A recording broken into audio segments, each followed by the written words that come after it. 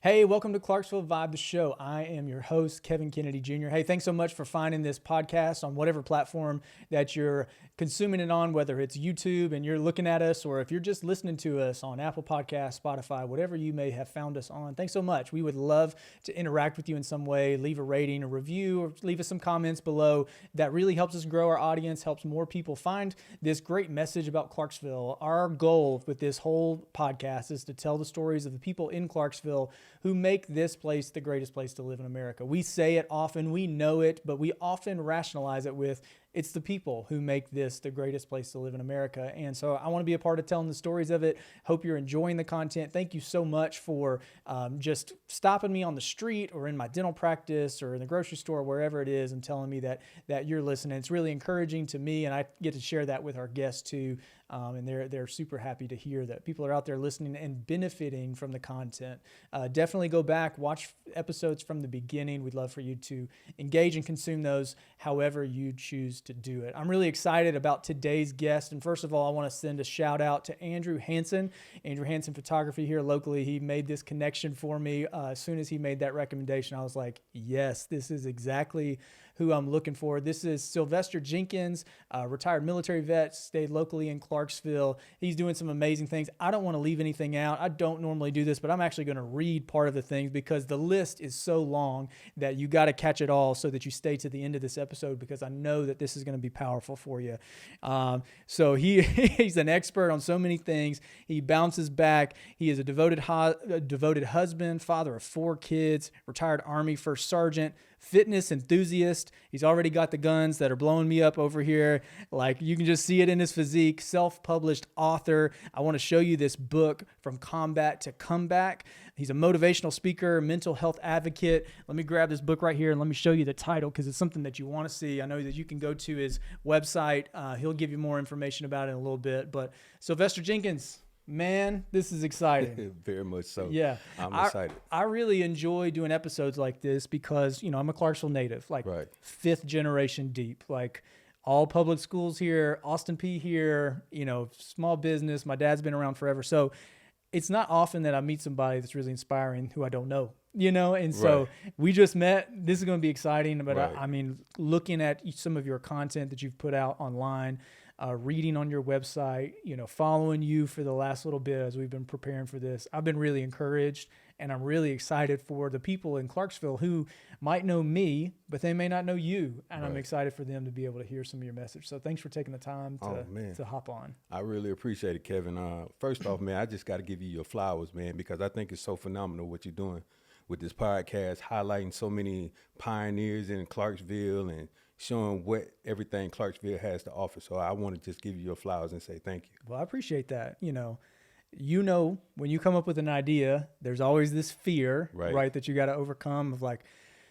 who's going to listen to me? What do I have to say to add value into it? And so, I kind of swallowed that pill and just said, this is something I'm doing, something I'm going to put out there. We'll see who listens. And overall, it's been real positive. So I appreciate you saying that. And once again, just thanks for hopping on. I feel like the best place, to start this conversation, it's kind of a cliche, but I feel like it helps frame it, is talking about your why, because you've got a great story. You've got a long military career. You were sharing with me how you transitioned out of the military during COVID, how this was just a really challenging time for you, a challenging time in American history to go from military life to civilian life during the middle of this pandemic that no one's ever experienced before. And here you found this just blessing that you can offer people who maybe have similar experiences or who will experience it in the future. And that comes with a why. You found some purpose in this. Right. So I want to reel people in. Like, tell us about your why and what it is that's waking you up in the morning, giving you the energy and the purpose to do what you're doing. Absolutely. So for me, man, I have to be honest with you, man. Like I faced a lot of hardships in my life. Faced a lot of battles, went through tough times. And just going through those things, man, I was just always pondering, like, how many people experience the same things that I went through, but haven't really found no path or no light in order to guide them. And that has been my total why, when it came down to everything that I'm doing right now. That wakes me up in the morning, just to know that one person, I don't care who it is, I believe in hope. And HOPE for me stands for help one person every day. Wow. And when they see my post on social media, or if they just see me in the streets, I always try to do the best I can to just uplift them and encourage them. Yeah. You got to say that one more time. So let's back it up. HOPE is what? HOPE stands for help one person every day. Yeah. It's a profound kind of statement, because you get overwhelmed. Sometimes you think, how am I going to help all these people? Right. But that can't be the focus, because it's easy to get discouraged. But I think one person every day, Right. It's every day and it's one person. Right. And that feels attainable, gets you up, and experiencing some of the things that you've experienced, I know, has given you some insight to be able to offer to other people. So, I mean, as much as you're willing to share, tell us a little bit about some of those experiences kind of early on that helped shape you and who you are. And was that during your military career, or is that really kind of prior to that? Well, no, for me, man, it's been like my whole life, honestly. Okay. I grew up in a single-parent home, gang and drug-infested neighborhood, where a young man was only expected to do 3 things, and that's go to jail, die, or make it out on pure luck. Yeah. But for me, instead of becoming a product of my environment, I chose to invest in myself and just join the military instead. Just beating the odds with no luck, just all hard work and determination. Yeah. So did you join at 18? I joined at 19, Okay. honestly, and Yeah. it's a strange story behind all that too, man, because when I was going through the motions, I failed multiple times in school. By the age of 13, I had already joined the gang. I was an aspiring drug dealer, a gang member, and occasional thief. And by the time, I hit high school, I failed multiple times. I failed the 4th grade, 6th grade, 8th grade, 10th grade summer school, and the 12th grade. And that was one particular moment, man, that just caught me off guard. And it was my senior year, and I was taking a test, right? So this test was the deciding factor on if I would graduate on time or not. Yeah. And as we standing out in the hallway with my teacher, because she was calling everybody out individually to give them their grades, she told me I had failed the test and that I didn't have what it takes and that I wasn't college material. Now, when she said that, man, my heart just dropped right there on the spot. I was devastated. But most of all, man, they say in the Bible, life and death is in the power of the tongue. And all my hopes and dreams were destroyed. For one statement. For one statement. Yeah. And, I always tell people your words create worlds. Yeah. Like, what you say is just create life or it can kill life. So for me, that just destroyed every thought or intent that I had as far as a future. Yeah. Now, I was already going through a struggle because my upbringing was dysfunctional. Mm-hmm. Like my mom was in an abusive marriage. She worked tooth and nail. She was a single parent. So it was like, man, just dealing with all those things. You grow up in that environment, and then all the things you want to do, all you're thinking about is survival. Yeah. You're not thinking about a future. You're just thinking about the next day, how I'm going to make it to the next day. And that's some of the things that catapulted me in the direction of joining the military, because I was looking for a sense of purpose. Mm-hmm. I was looking for a way out of the environment, and then just joining the military, I felt like that was the statement in order to make that happen. Wow. So I'm curious. I mean, I know your situation is not unique, and we have lots of young adults who've experienced a lot of hard times. And we have several of our guests and people in our community who are interacting with youth on a regular basis. Right, absolutely. And from the outside in, your story sounds like something that somebody might have tried to give up on. Sounds like your teacher, when she said that statement, it was right. like, you don't have what it takes. Right. If you had the opportunity to share right now with some people who are influential in young people's lives, yeah. And you're looking at a kid who failed multiple grades and who wasn't engaged in the process, using that help one person every day right. as your mantra behind you, what advice would you give to the adults who are helping our youth who may on the outside look like they're really struggling, they're apathetic, they're not engaged, but your journey and how some of those events helped to bring you to where you are now? Mm-hmm. How can we help kids who might be in the same situation? Well, I always believe in the power of one. Like, I think every troubled kid is just one person away from finding their way to a sense of believing in themselves, just striving for more. And so I think in the process, I think we just need to have a strong level of empathy. Yeah. Just see them where they are right now and just have a strong understanding that they're adolescents, they're still growing, and just continue to nourish and develop them in so many ways, just to pour life into them, speak life into them, give them a hug if you have to. I think a lot of the young men in this world that are dealing with a lot of these issues never been hugged, never been told I love you, never been, put up under the wings of their parent in no type of way, if they have one or if they don't. So I think those are some of the best things to do, is just have that sense of empathy and just know that they trying to do the best they can from where they are, and you just need to be the giraffe and not the tortoise. What do you mean by that? So it's an analogy that I have. So the giraffe, say like if you were the tortoise and I was the giraffe, right? So as a giraffe, I'm able to see where the water is at because I got a long neck. Right. But the tortoise, he see all this rubbish. He can't see the water. Okay. You're trying to hydrate him. You're trying to give him life, but he can't see through everything that's in front of him. So you're trying to guide him and direct him, but he's not understanding or seeing what you're doing, because I believe in eyesight and mind sight, right? Okay. Eyesight is seeing the things that are right in front of you, but your mind sight is perceiving the things that only you see. Wow. So you want to inspire them to continue to move forward through the rubbish in order to get to that water, in order to embrace that life. Yeah. That's powerful. Thank you. I love those unique analogies, because it does it, man. People connect to it, and you never know when somebody's going to latch on to something, whether they may be a giraffe in their situation right now, trying to help a tortoise. We may have somebody listening to it who's a tortoise, and they're looking at their situation right now thinking, all I see is rubble. Right. All I see is stones. I'm thirsty. I know I need water. Right. I can't see it anywhere. And right behind them's a giraffe saying, if you'll only take 25 more steps this way, it's right there. I can see it for you. I believe in you, So whether someone's in a giraffe situation or a tortoise situation, it's applicable to a lot of us. Absolutely. Yeah, that's very powerful. So you eventually got into the military. How many years did you serve? So I served 21 years in the military, but that was a challenge for me throughout those 21 years. Yeah. I was deployed 5 times, 4 times to Iraq, and 1 time to Afghanistan. But just initially coming into the military, about the first 3 years, I experienced some hardships. Okay. And the hardships, I was engaged to be married to my high school sweetheart. And come to find out, she cheated on me, got pregnant by somebody else. Okay. So, of course, I was devastated behind that. Right. And just the fact of the matter that I couldn't go home and take care of the situation or talk to her or say anything about it. It just kind of put me in a sunken place. So I started working out more. That started to be my scapegoat. That started to be my outlet. So that's how I got into the fitness journey. But just going along that path, I got Article 15s, got in trouble. So for the civilians, what does that mean? So that's it's like I got in trouble. Say like I got punished. Okay. Severely. Okay.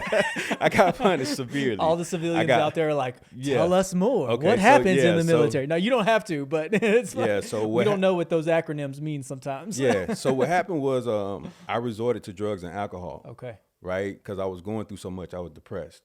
And when I resorted to drugs and alcohol, I took a urinalysis and failed for THC and got reduced in rank.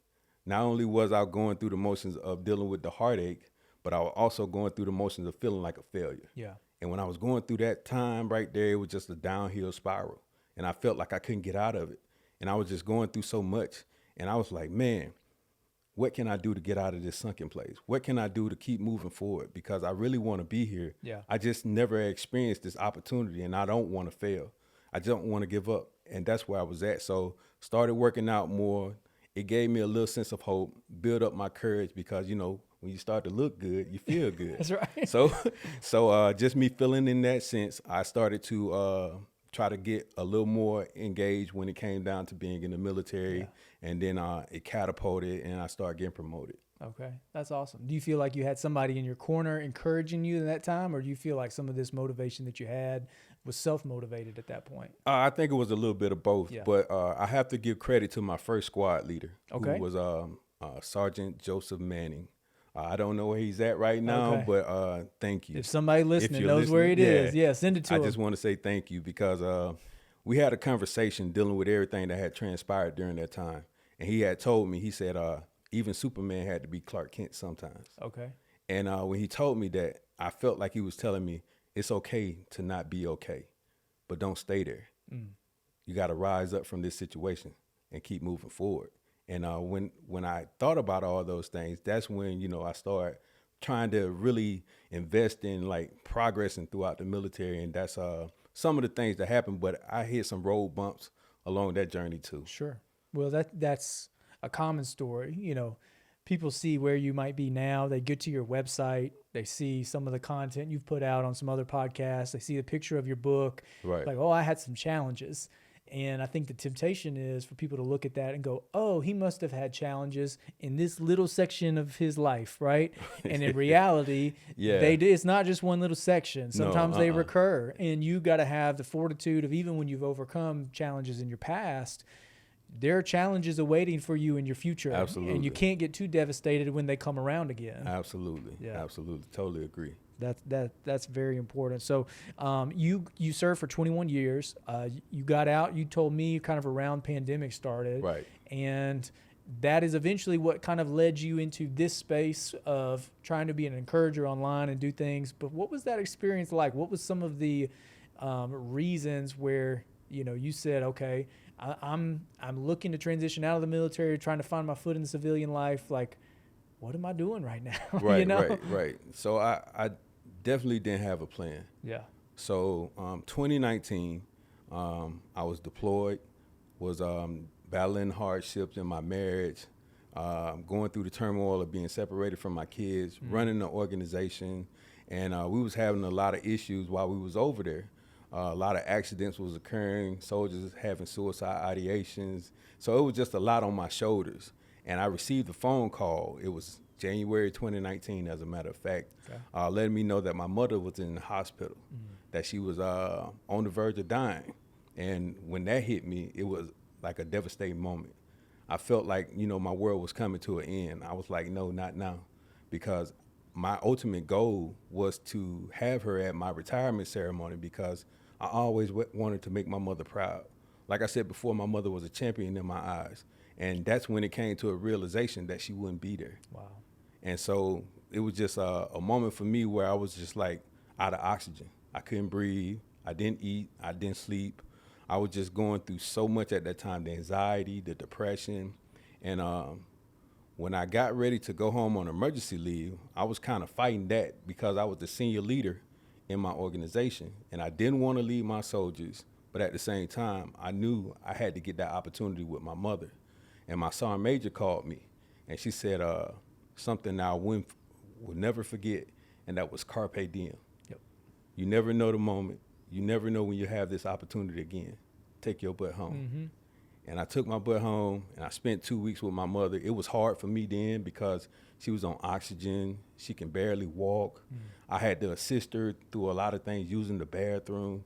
And it was tough to see, you know, this champion that I always looked up to have to be assisted to do these things that she always was able to do. And but I was grateful just to get that time with her, because once I came back, I never got to see her again. Yeah. You know, so coming back from that deployment, and then all of a sudden, that what catapulted me to retire. Yeah. Because I said I wanted to be home with my family. I wanted to spend more time with them. I wanted to invest in my kids.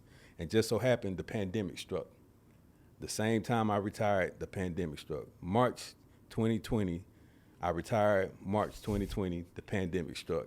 And I was like, oh my God, because I didn't have no plan. Yeah. I didn't have no plan on what I wanted to do next. I didn't have all I said I was going to do, I was going to apply at Amazon in Nashville and become an operations manager. Okay. That was it. It was just like one thing to the next. I was like, oh, this would be simple for me to do. I got the degree. Yeah. I got the experience, so I can do this. And all of a sudden, the pandemic hit, man, and the next thing you know, my world came tumbling down.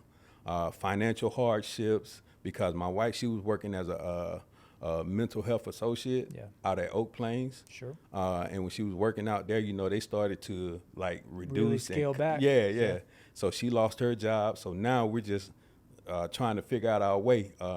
Also dealing with that, you know, we was trying to rebuild our marriage. Mm-hmm. And so I seen that as an opportunity to really digress from a lot of things that I was going through. And just going through all those experiences, man, the financial hardships, the marital hardships, also just the separation, the transition from the military. It was one thing after another, man. I felt like I was getting knocked down constantly on a daily basis, and I couldn't get back up. I was like, man, just let me stand up for at least 10 seconds. Wow. And it never happened, man. I felt like it never happened. And what I did, I just separated myself from everything. Because like I said before, I tried to be the best husband. I tried to be the best father. And I seen this video by Jim Rohn, and it just inspired me to keep moving forward, because he said, like, who are you for yourself? And I never thought about that. All I thought about was everybody else that was around me. And I had lost myself. I completely lost myself to the point that I didn't know who I was. And that's when I started really investing in myself. And that's when I got to the point that I am today. Yeah.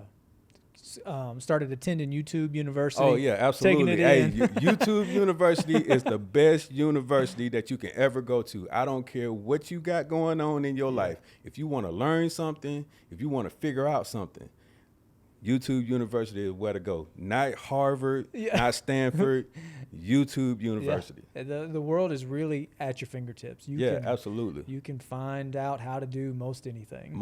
Anything. Yeah, that's powerful. Well, I mean, your story is so powerful, and I wonder if it's been your experience, because some of us in the civilian life, we're never going to have that difficult transition of one institution to the next. Right. You know, we may transition careers within the civilian world, but it seems like it's a big transition from military life to civilian life. Do you feel like that's a shared experience for other soldiers, where they're Absolutely. just like struggling, they feel like they can't get up, they just need another day? Like, Absolutely. What? I think it's a struggle for many soldiers. I think it's a struggle for every soldier out there, man, when they're getting ready to make that transition from the military, because you don't know. I think, the military puts so much time into training you for combat, war, and everything else that you have to do for the military. But as far as the transition from the military, I don't think 2 weeks is beneficial in helping that transition from the military. They give you multiple resources. I think it's a good program that they have, but I think the time is so short. Sure. Because some people dealing with their organization, depending on who they work for, are unable to attend those certain things, those certain programs, in order to continue to make that transition smooth for them. Yeah, but I think they got a lot of awesome programs out there, but it's just a short time. Yeah. Well, I know that, with that being said, your audience who can connect and resonate with your story is very wide. And, I look at some of the organizations here in town that are supporting military, active duty, or veterans of some degree. And I feel like we have great resources. Absolutely. And it seems like your story hopefully is providing a lot of value to other people along the way. Well, I was kind of scanning your social media, and some of this stuff was so many nuggets. Like, I feel like I gotta pull some out for you, because I know the audience is just going to love these things. You had this post, this content related to forgiveness, and I thought it was so powerful. And I don't really know how it resonates with your story. We've not gotten to that point, but it said, if you're looking for a reason to forgive someone, you must have experienced pain. Yeah. Forgiveness is not hard once you look beyond the physical body. Right. And forgiveness is such a profound thing, but why does that resonate with you? Yeah, so forgiveness is not for the individual, it's for you. Because you can't move forward and thrive unless you forgive the individual. Because when you hold on to grudges, it kind of prevents your hands from catching your blessings. Yeah, that's powerful. Yeah. Do you show up for yourself the way you show up for others? Right. And you touched on that a little bit. I touched on that a little bit. And you got to be present for yourself just as much as you are for everybody else. Because sometimes you can get lost in the sauce. You run on autopilot, and you're so caught up at being a mother, a father, the best employee, manager, whatever it might be, and then you just lose sight of yourself. And when you lose sight of yourself, you just find yourself at a point where you don't know what's going on. Yeah, you're trying to catch back up. So always be present for yourself. Don't lose sight, and invest in yourself. Yeah, that's powerful. I love this one. Whatever you tune into, you turn into. It's facts, man. Like whatever you spend your day watching, man, on a daily basis. And me personally, I eliminate, I purged everything, my social media, my TV, what I watch on TV, the music that I listen to, because whatever you listen to, man, believe it or not, your subconscious mind is processing that stuff. Yeah. And like I said before, you're running on autopilot. So if you're not aware or conscious behind some of the things you do, like if you listen to a sad song, you're going to get emotional behind it, regardless of whatever was going on. Yeah. You might not be experiencing nothing, but if you listen to a sad song, puts you there. It's just going to put you there. Yeah. So what you tune into, you turn into. So you want to make sure that you water your grass, i.e. your brain, with only things that are positive influential, and that's going to motivate you to keep moving forward and investing in yourself. Yeah, I love that. I got to tell you a quick story. So, when I was 12 or 13, I was at the peak of my sarcasm and, bad attitude towards my parents, right? Okay. And my dad had enough of it. He was like, I remember getting in the car, and it's like you just feel this talk about how bad my attitude was every time I rode with him somewhere. And it was justified. So I'm not, it was not him making this up. Right. But I remember him, at some point I was in 6th or 7th grade, kind of at that age. And we had one of them boom boxes. They had 2 speakers on the side with a little cassette tape, little player right in the middle. Well, he went upstairs in the little bathroom where I get ready for school, and he put in a Zig Ziglar motivational tape. So his like Tony Robbins before Tony Robbins. That was Zig Ziglar. I know Zig Ziglar. That's so the he GOAT. put that thing in there, and he said, if I don't hear this every day before you go to school downstairs, because he'd be getting ready downstairs, and he'd make me play it. He'd threaten me with, having to walk hay bales all the way across the farm instead of using the truck, things like that. So I had to listen to nothing but motivational stuff for probably 2 years getting ready for school. Right.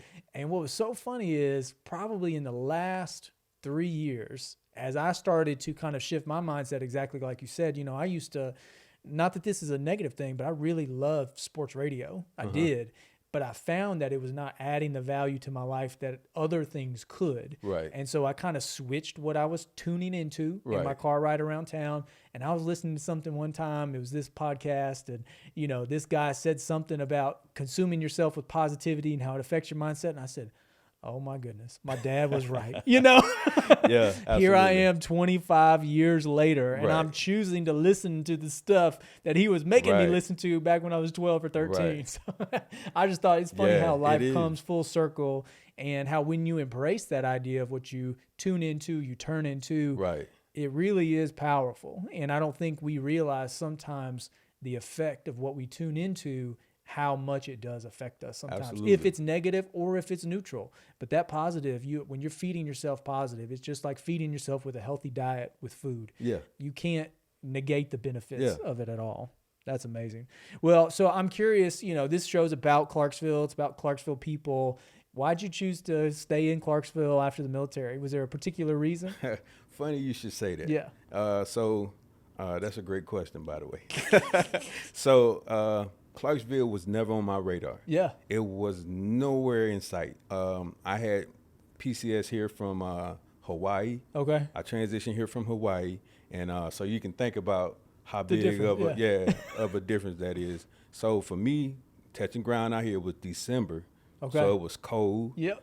And I was freezing after coming from like 80-degree weather, every day, living on the beaches, shorts and flip-flops, all of a sudden going to like freezing cold. And so for me, just getting here, initially I was like kind of skeptical because I never heard of Clarksville, never heard anything dealing with Clarksville, Tennessee itself. But once I started to see how Clarksville treated the veterans, how they treated the soldiers, the programs that they had, not only that, man, but just how the community is so caring and how they come together in so many things and how they are very they treat the community as family. Yeah. They come together. Like Clarksville is one of the greatest cities that I've lived in for like any time of my life. Yeah. So I really, wanted to be a part of this in some type of way. I didn't care what I had to do. I just wanted to be a part of it. And I talked to my wife about it, and she was like, yeah, I feel the same way. Wow. And so we just planted our anchor here. Here we go. Yeah. Well, we're lucky to have you. Thank you. I would say there's an untold number of soldiers or civilians, whomever it may be, who have, experienced multiple childhood events that, left a mark on their soul and on their brain and on their heart, who are going to be impacted in a really powerful way. And, our community needs people like you who have this positive mindset, who have this, spirit of hopefulness, because it's so easy to get dejected, right? And I know the people who've tuned in to this point, they're just been enthralled with their story. They got to hear more. So tell them how they can connect with you online. Where can they find you? How do they connect with you outside of this one episode here? Absolutely. So they can easily connect with me on SylvesterJenkins.com. That's my website. If you want to purchase any of my books, you can easily go to Amazon. and purchase them. They're also on Audible, iTunes, and also Kindle. So you can purchase the book everywhere. I try to put it everywhere. I'm trying to get it in Barnes and Nobles and Books A Million currently at this moment. But right now, I'm on your any e-commerce that you can find, and you can easily go on there and purchase a copy of the books. Did you have someone help publish it, or did you do it your own? No, it's all self-published. I did it all myself. From YouTube University, all from YouTube University. I love it. I learned it all from YouTube University. Everything that I did within the book, the editing, the copywriting, the audibles, all these things. I learned. Is the Audible version your voice? The Audible version is not my voice. Okay. I have to say it's not my voice just due to the fact I didn't have the equipment at the time. But overall, in a nutshell, the book is still read by a powerful speaker. Yeah. He is very powerful, and I enjoy his voice every bit. I did an audition prior to just to make sure it was fitting for the book itself. So if you listen to the Audible, you will enjoy every bit of it, and it'll be so beneficial. I put my heart and soul into this book. I promise you, you will gain something from it. And so the title is From Combat to Comeback. Right. And you were telling me it's not just for soldiers. No, absolutely not. What your representation or idea, theme of combat is any battle that we face. Right. So some people might coincide just due to my military background as far as, from combat to combat, it got to be a story about him in the military. And they do have some parts dealing with that, but it's about adversity. It's about how to conquer the battle of adversity, because everybody experiences it. Everybody faces a battle. Everybody is going through a fight right now that nobody has no clue about. Yeah. And I felt the best way was to help them prepare for this combat that they deal with was to put it in this book, was to put it out into an Audible, because we face predicaments every day. Yeah. Like I said, as parents, when we encounter our relationship with our kids, in our marriages, when we encounter a relationship with our spouses, when we are at the job, or when we're going through a physical hardship, financial hardship, all of these things, I give you nuggets, tools, strategies in order to overcome and win the battle. Yeah. I was flipping through it, and just in a quick flip, it looked like very practical strategies. Right. Hey, you got no excuse. You got no excuse. This is something to you not can start. Put some of these things in place, because I promise you. YouTube is a click away. Right. These are some employment opportunities you can get from the very beginning. Yep. These are the types of people you can connect with to give you some hope. Absolutely. Yeah, I love it. I mean, I think our community's going to be blessed by it. I admire and am encouraged by your commitment to really putting it out in so many different platforms, because it's not easy. Right. You know, similar to this podcast, nobody knows how to do a podcast. Absolutely. Until you just YouTube and you figure it out, right? Nobody knows how to write a book unless you have written 5 other ones and you have a publishing team and all this, but most people don't have those resources. Right. And we live in such a unique time in human history where we can really disseminate our message to a lot of different people at the tip of our fingers. Absolutely. Right? And so for you to have the courage, the tenacity, the wherewithal to push through the fears that I know that come along with writing a book for the first time and putting your story out there and throwing yourself out there to be able to serve others with that just genuine heart spirit, man, I commend you. It's really encouraging to me. Thank you. I just by you speaking of that, I remember you talking about Zig Ziglar, right? Yeah. So there's a quote by Zig Ziglar saying, "You don't have to be great to start, but you have to start in order to be great." I like that. So everything that you're doing right now, everything that I'm doing right now, we're walking in the path of greatness. Wow. That's powerful. Well, hey, let's run into the lightning round just for fun at the very end. So some easy questions for you. If you can win a gold medal in any Olympic sport, what would you choose? Oh, man, that's a good one. So I would have to say track and field. I have to go with track and field, probably the 400 meter sprint. Okay. Yeah. So, you know, not the Usain Bolt one. That like I feel like the 400 is the one where it's up here. All mine. It's all mindset. I love it.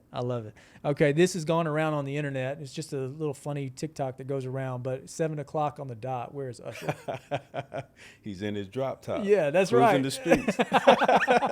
I was laughing at somebody the other day. They're like, "How did you know that?" And I was like, "Yeah, you may not think I'm old enough, but I'm old enough to really roll through this one." Yeah, that's it. 3 people, if you could share a meal with them today, who are alive today. Who are alive today? Who are alive today. That's deep. I have to say, God, It's hard. that's a hard one, man. Yeah. Very hard one. I would have to say, man, that's powerful. I'm gonna say Oprah is one. Oprah is one. I'll have to say another person is Jeff Bezos. Right? Jeff Bezos, Oprah, and man, that's a powerful one. That last one is hard, man. Yeah. It's hard to pin my finger on it. Yeah. I'll tell you one for me, just to fill in number 3 here. Yeah. So I'm 37. LeBron's my age. Oh, okay. And I've just, we graduated high school the same year Right. together. Right. We have grown up in this social media age together. Right. And we were knuckleheads at 18 at the same time. And now we're 37. And obviously I cannot compare my life to LeBron at any stage, but I have a tremendous amount of respect for him to have grown up in the public eye in this social media world. Right. To where, I said lots of stupid stuff at 21, at 31, and at 34. Right. Just like we might accuse him of doing. But he's somebody I've always admired from a distance. Yeah. Because, he's just a great story, phenomenal athlete. And I don't necessarily, it's not like we be best pals or anything, but I think Right. age-wise, Right. they're in the same age, I'd like to sit down and chat with him sometime. Now I thought about somebody, man. I have to say prime time, Deion Sanders. Yes. Deion Sanders. Just the way, he talked to people, inspired them, uplift them, and the way I feel like his self-confidence, man, just goes above the bar. Yeah, And what a better, I don't know that there's a better guy to lead a college football locker room than Right. Deion. Right. And you can tell that it's genuine and it's deep. He's not there just trying to win football games. not at all. He's really wanting to teach them. Did you have a favorite moment in Deion Sanders' career? When he played with Atlanta, that was my favorite moment. Just Yeah. to see him play for a football game and a baseball game in the same day. Yeah. Come on, man. It really is special. It's special, man. Too There's many nobody people- else like that. No. Do you have a favorite character from a TV series or sitcom? Oh wow, that's a great question, man. Like this lightning round is I love something to else, put you on the man. spot. Wow, from a favorite TV show Yeah, TV show. or a movie or sitcom. Yeah, something like that. Oh man, I'm a huge fan, man, of Rocky. Okay. So Sylvester Yeah. Stallone, man, Yeah. and Rocky. Yeah. Like I always loved the underdog, his Yeah. comeback stories, and Yeah. how he always came out on top, man. love So I'm a huge fan of Sylvester Stallone and Well, Rocky. that's an easy transition from combat to comeback. The Sylvester Jenkins via Sylvester Stallone story, right? Right, right. Yeah, I love Absolutely. it. Well, man, this episode has been fun. If you have made it to the episode, thank you so much. I know that you're eager for more of this content from Sylvester, so check out his website. Go on Amazon right now, Audible, wherever you can get a book, From Combat to Comeback. Make sure you get it. Buy a few copies, because if you've made it to the end of this and you've been challenged and inspired by it, I know you're going to want to give away several copies as well. Share this episode. Go ahead and text it to somebody who is either dealing with people who may be struggling or you think may be struggling through something now. I know they're going to find a lot of value in it. Hey, we'd love for you to rate us or review us on this podcast. However you choose to engage with us anyway. Thanks so much. We'll see you on the next episode.